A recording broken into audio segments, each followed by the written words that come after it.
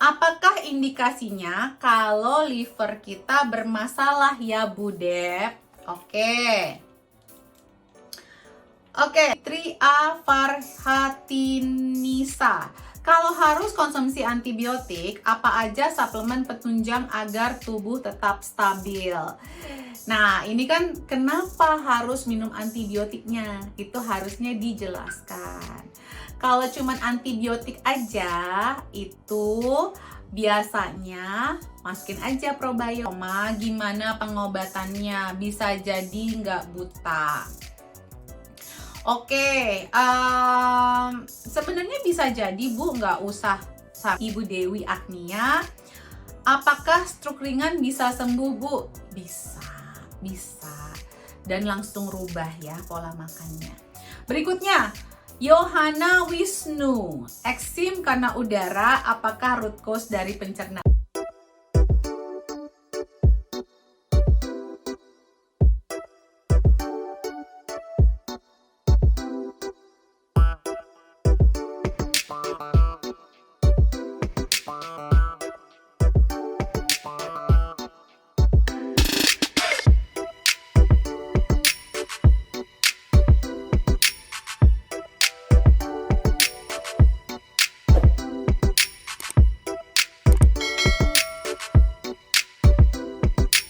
Kembali lagi bersama saya, Debbie Jamuri, your favorite naturopathic practitioner. Mohon maaf karena tahun baru, akhir tahun dan awal tahun agak telat untuk memberikan Tanya Sehat Debbie, segmen Tanya Sehat Debbie, tapi saya akan kembali lagi on track lagi. Nah ini pertanyaan dari pertengahan bulan Desember ya, dari Ibu Lis, Ibu atau Mbak. Teman-teman, jadi ini sebelum aku mulai ya, ini adalah segmen baru dari channel aku. Jadi teman-teman boleh bertanya masalah kesehatan apapun, nanyanya di Instagramnya Root of Life UK. Lalu nanti aku jawabnya di sini. Oke, ini dari tanggal 19 Desember nih pertanyaannya ya. Dari Ibu Lis WDI. Penyebab dan protokol vertigo. Waduh, nanyanya begini deh nih. Jadi gini, vertigo itu sendiri banyak sekali jenisnya. Vertigo kalau di naturopati itu adalah gejala dari mungkin akarnya banyak penyakit lain ya Bu ya. Jadi kalau aku bilang penyebab dan protokolnya bagaimana, tergantung ini akarnya penyakit apa. Jadi kalau misalnya yang standar aja sih Bu, kalau yang standar nih ya, vertigo yang normal, vertigo yang belum kronis, yang belum, kita kalau ingat almarhum, siapa namanya itu, penyanyi Glenn Fredly, itu kan sering sakit kepala. Ya, jangan anggap enteng sakit kepala. Kenapa? Makanya saya mengedukasikan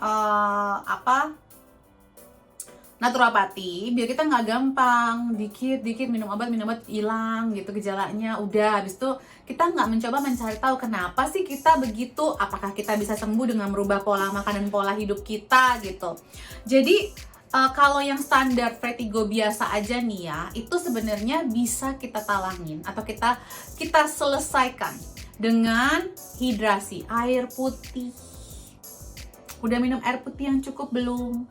Kalau belum, segeralah rubah pola hidup ini. Bukan pas lagi vertigonya doang, tetapi menjadi kebiasaan sehari-hari. Saya dulu sering banget migrain. Ya, biasanya orang yang suka migrain bisa jadi kena vertigo. Gitu. Jadi, pastikan sehari itu minimal 2,5 liter. Udah deh, bukan 2 liter aja, 2,5 liter. Dan itu air putih ya teman-teman, air putih. Soalnya kenapa teman-teman yang menonton ini kan pasti tinggal di Indonesia dan panas nih, apalagi kalau cuaca lagi panas itu membutuhkan lebih dari 2 liter ya teman-teman.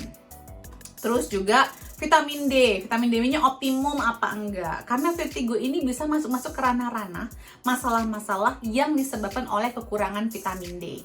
Jadi pastikan deh. Terus juga kayak makanan-makanan yang bisa menyebabkan anti-inflamasi atau anti radang. Ya, Kalau ngomongin suplemen, tentunya kalau kekurangan vitamin D ya tambahin vitamin D suplemen.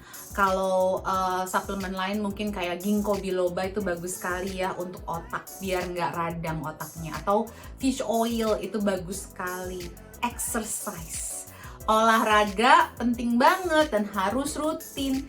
Dan tidur yang berkualitas juga penting banget ya teman-teman ya. Jadi nggak bisa cuma nanya protokolnya apa. Gini nih, aku sambil cek nih ya dari websitenya Mayo Clinic. Sebenarnya kayak vertigo ini bisa jadi disebabkan oleh kondisi yang berbeda-beda. Bisa karena stroke, bisa karena tumor di otak, bisa karena migrain, bisa karena traumatic brain injury atau kecelakaan di bagian otak, bisa karena infeksi kayak almarhum Glenn tuh ada meningitis kan ya, bisa karena multiple sclerosis. Nah, kalau tanya protokolnya Bu, banyak ini, ya kan?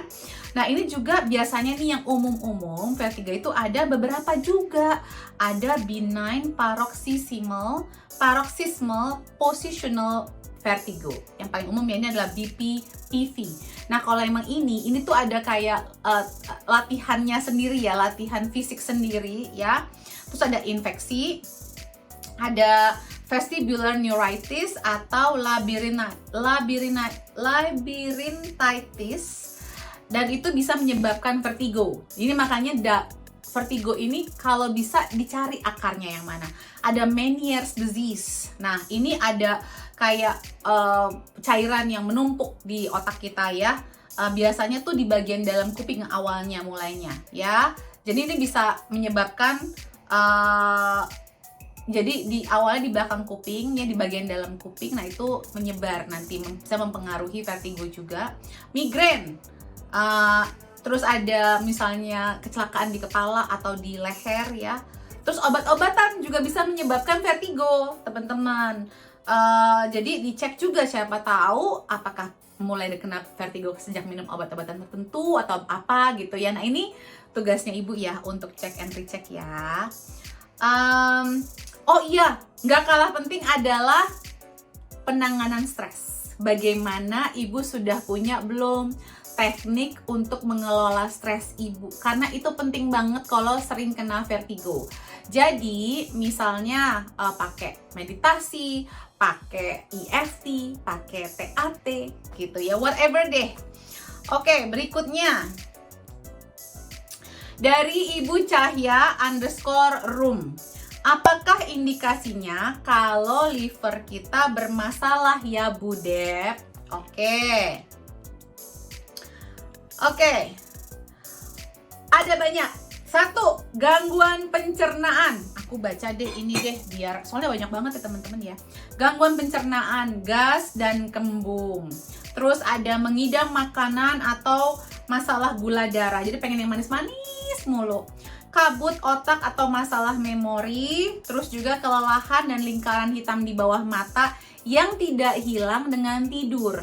Kan kalau kita kekurangan tidur wajar ya ada lingkaran hitam di bawah mata, tapi kalau udah ditidurin cukup tetapi masih ada masalah, itu kemungkinan besar adalah pengaruh dari livernya, udah butuh di detox.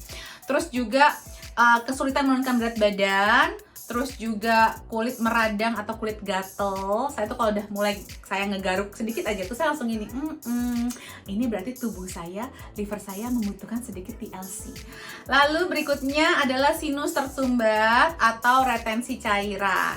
Terus juga merasa terlalu panas atau berkeringat berlebihan, perubahan suasana hati atau mudah tersinggung, baperan orangnya, fungsi kekebalan tubuh yang kurang optimal, pusing berulang, demensia, gangguan ingatan, memori yang melemah, dan konsentrasi juga berkurang, otot sakit dan lemah, masalah di neuralgia ya, di otot di saraf-saraf kepala kita, infeksi berulang, alergi makanan, masalah kulit, asma, reaksi sensitif atau negatif dari zat kimia, bau atau suplemen vitamin, chronic fatigue atau letargi, memori jangka pendek, konsentrasi yang terganggu, anemia, bau mulut, rasa pahit di mulut, BAB berminyak, konstipasi, diare, intoleransi terhadap makanan berlemak, atau berminyak, liver membengkak dan nyeri, masalah kantung empedu, imun sistem, alergi makanan, masalah kulit, asma, stres,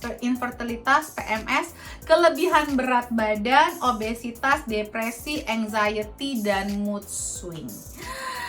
Banyak ya teman-teman, ya kan? Makanya kita harus mencintai liver kita, karena liver tuh kerjanya banyak banget. Detoksifikasi iya, menormalkan lemak darah ya, terus juga mensintesis dan menormalisasi protein darah, terus juga memproduksi empedu, sintesis dan penyimpanan glikogen. Oke, pertanyaan berikutnya. Ibu Fitri A. Farhatinisa, kalau harus konsumsi antibiotik, apa aja suplemen penunjang agar tubuh tetap stabil? Nah, ini kan kenapa harus minum antibiotiknya? Itu harusnya dijelaskan. Kalau cuman antibiotik aja, itu biasanya masukin aja probiotik, oke? Untuk ngelawannya, tapi ini harus diperjelas apa sih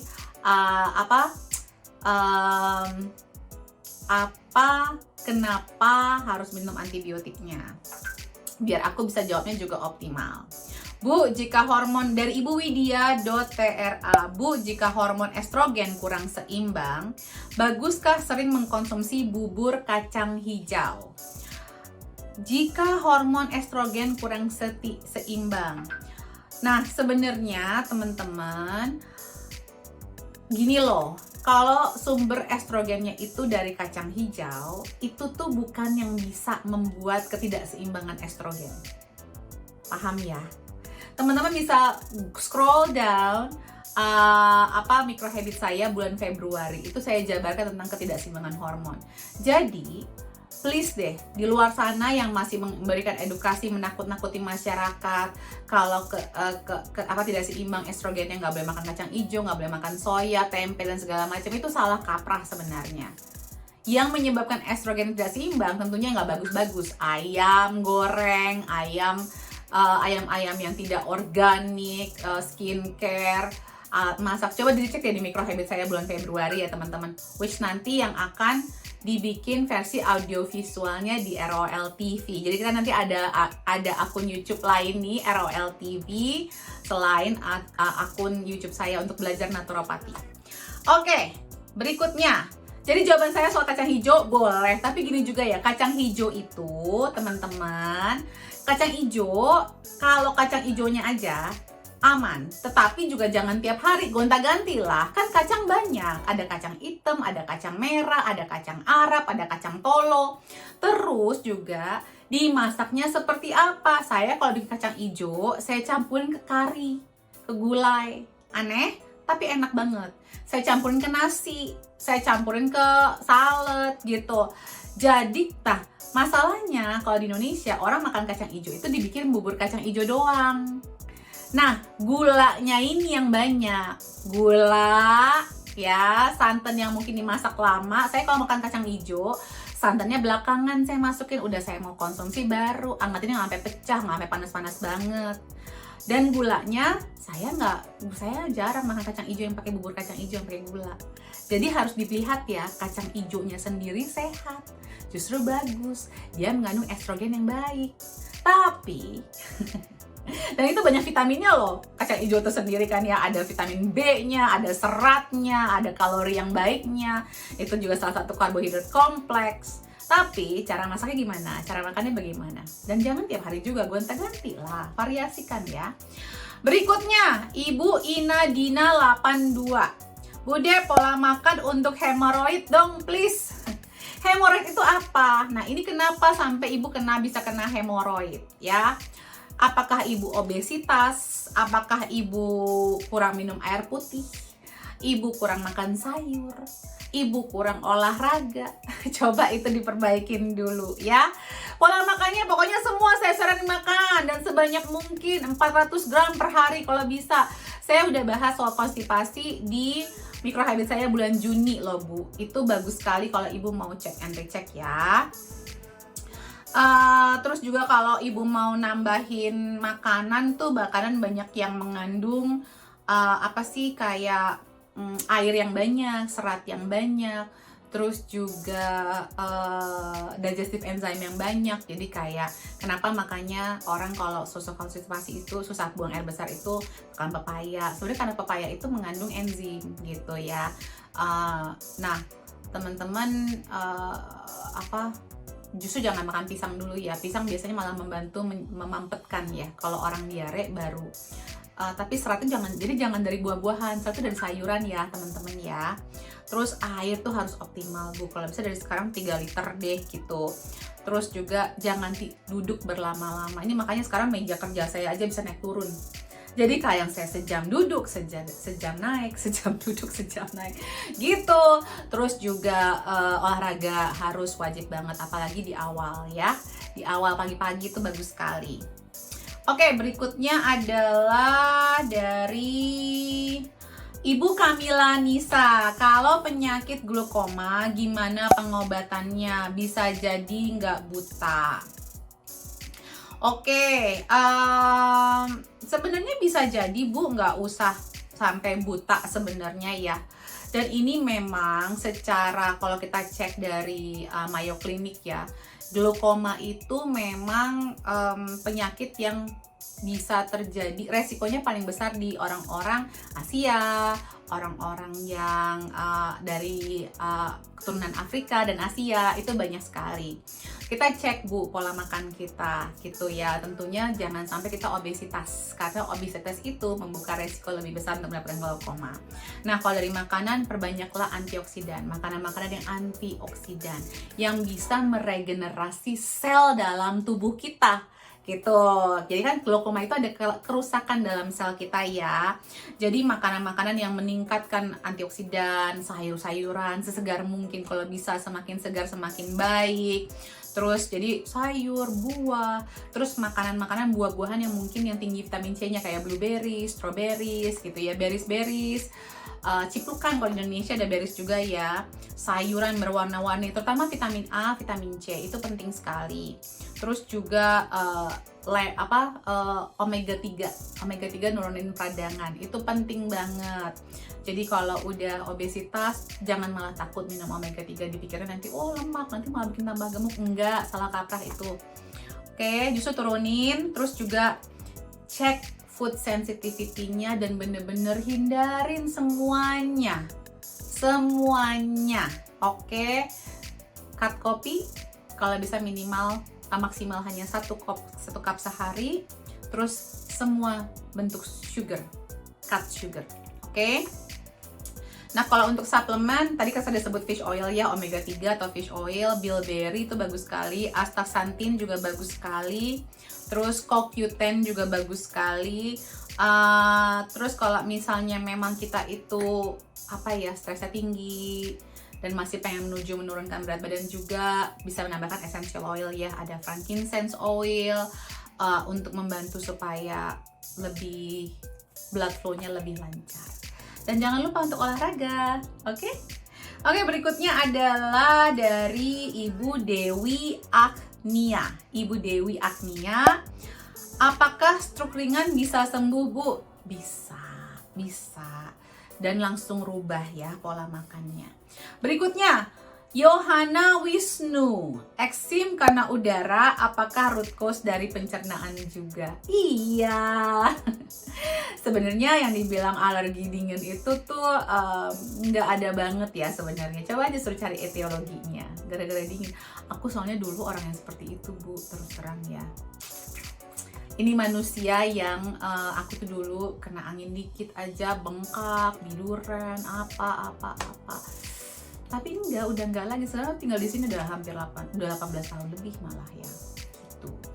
Oke. Berikutnya dari Ibu Niar_Mehdi.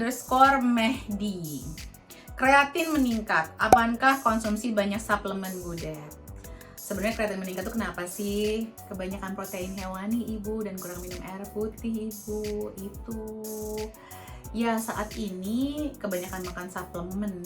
Itu bukan penyebab suplemennya, bukan ya, tergantung, tapi suplemennya suplemen yang mana. Suplemen yang saya sarankan apa suplemen yang Ibu beli bebas aja, suka-suka Ibu, karena ya itu mungkin punya kandungan ekstra tambahan yang mungkin bisa memberatkan ginjal ibu. Tapi kita tuh jangan main nyalahin yang kayak gitu terus aja. Cek dulu pola makan kita, cek dulu apa kita makan banyak daging hewan tapi sedikit sayur, air putih kita konsisten nggak bisa 2 liter sehari atau lebih. Kalau kita minum suplemen ya, apapun ya, ini sebelum kena masalah dengan ginjal pun pastikan aja air putih itu harus minimal 2 liter, nggak boleh enggak. Itu mau minum suplemen, nggak minum suplemen itu harus ya. Kalau tanpa minum suplemen tambahin, harus lebih dari situ, segitu ya. Oke, terakhir dari Ibu Hafs.kitchen, HAFSH.kitchen. Beda benefit sayur atau buah yang dikonsumsi langsung dengan dijadikan smoothies. Bedanya, oke. Yang pertama, teman-teman, mungkin itu adalah satu, mengunyahnya. Perbedaan ya.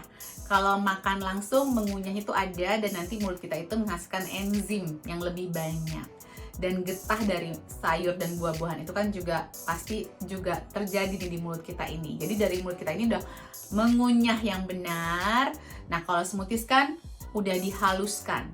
Jadi proses mengunyahnya minimal sekali. Jadi enzimnya mungkin tidak sebanyak yang terjadi dan yang masuk ke dalam pencernaan kita. Tetapi kalau smoothies bagi orang-orang nih yang nggak biasa makan sayur, ya kan, dicampur mungkin dengan sedikit buah, rasanya jadi lebih nyaman, diminum, langsung diminum, at least nanti perut kita mendapatkan serat, mendapatkan enzimnya. Nanti pelan-pelan, lama-lama itu pasti akan terbiasa, akan nagih. Begitu teman-teman. Terus dari sisi nutrisinya, ya mungkin kalau udah dismoothisin pasti ada yang berkurang. Karena setiap proses yang terjadi pada makanan kita itu pasti akan sedikit mengurangi mengurangi nutrisinya. Semakin ada, setiap proses itu pasti mengurangi nutrisi. Mencabut, kita potong dari tanamannya, terus kita cuci, kita bawa, terus kita simpen di kulkas, itu semuanya ngurangin. Makanya yang terbaik adalah petik, kunyah, itu yang the best gitu. Tetapi kalau kita masih belajar untuk makan sehat, berubah pola makan kita, belajar makan sayur lebih banyak, tentu smoothies adalah solusi yang sangat saya anjurkan. Mulailah dari manapun teman-teman bisa mulai, karena nanti kalau nggak dimulai-mulai, aduh ntar deh katanya ini nggak boleh smoothies, nanti ini nggak. Kalau buat saya mulai dari situ, nanti lama-lama akan semakin kok tubuh kita itu selalu beradaptasi, apalagi dengan yang enak-enak dan sehat-sehat, akan beradaptasi. Nanti malah kepengen lebih gitu, karena nanti bakteri baiknya dalam pencernaan kita akan meningkat juga. Nanti akan manggil, minta makanan yang lebih sehat lagi. Seperti itu Ibu Hafs Kitchen, semoga membantu ya, kurang lebih seperti itu. Oke, begitu, sekian itu pertanyaan untuk minggu ini. Saya akan buat video untuk penataan video berikutnya ya. Salam sehat selalu teman-teman, take care, semoga bermanfaat. Jangan lupa untuk di komen, like, dan subscribe. Take care.